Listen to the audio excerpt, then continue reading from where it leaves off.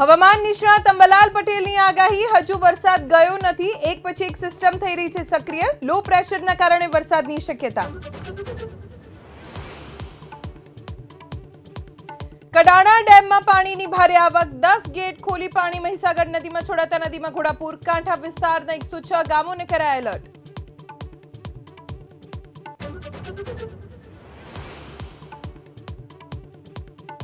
ખેડાના ઠાસરાના રવાલિયા ગામમાં જૂથ અથડામણ જમીન બાબતે થઈ જૂથ અથડામણ બંને જૂથના 100 લોકો આમને સામને જિલ્લા પોલીસ વડા પહોંચ્યા સ્થળ પર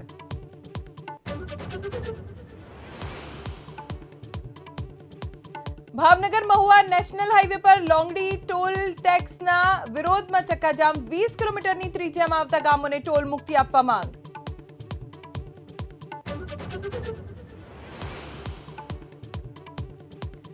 રાજકોટમાં જીએમએસસીએલના ગોડાઉનમાં મોટી બેદરકારી સરકારે મોકલેલો દવાનો જથ્થો પલળી ગયો વરસાદ હોવા છતાં ગોડાઉનની બહાર રખાયો હતો દવાનો જથ્થો